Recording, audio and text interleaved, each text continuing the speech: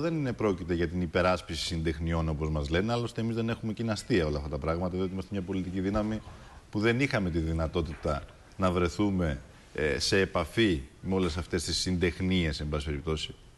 Και εγώ δεν μ' αρέσει ο όρος συντεχνίες, αλλά εν πάση περιπτώσει εμείς δεν είχαμε και καμία οργανική σχέση. Η συνδικαλιστική, η τακτική και στρατηγική για κάθε συνδικάτο είναι ζήτημα που αφορά τους ίδιους τους συνδικαλιστές.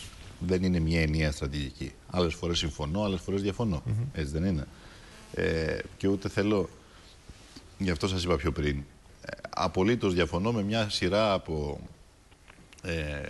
προνόμια τα οποία είχαν δοθεί στο συνδικαλιστικό χώρο και δημιούργησαν, αν θέλετε, και αυτή την αποξένωση. Σήμερα ο μέσος εργαζόμενος δεν αισθάνεται ότι καλύπτεται από αυτούς τους συνδικαλιστοπατέρες, ας το πω έτσι, της ΓΕΣΕ.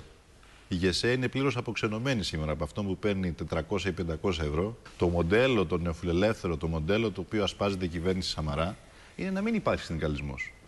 Να μην υπάρχει κανένα εμπόδιο σε όποιες αποφάσεις παίρνουν οι κυβερνήσεις σε συνεργασία με την εργοδοσία. Και εγώ θέλω να σας πω κάτι. Είναι πραγματικά προκλητικό. Μέσα στη Βουλή, ο κύριος Πρωθυπουργός, με έναν ειρωνικό τρόπο, να ταυτίζει την αριστερά με συνδικάτα ή με συνδικαλιστικές διεκδικήσεις οι οποίες έχουν ενοχλήσει την κοινωνία. Εμείς θεωρούμε ότι ορισμένες δημόσιες επιχειρήσεις στρατηγικής σημασίας είναι ιδιαίτερα σημαντικές για να μπορέσουν να αποτελέσουν το βραχίωνα, το μοχλό της ανάπτυξης και της παραγωγικής ανασυγκρότησης. Εάν πουληθεί η ΔΕΗ και μάλιστα σε τιμή που είναι πολύ χαμηλότερη της πραγματικής της αξίας, τι θα κερδίσουν?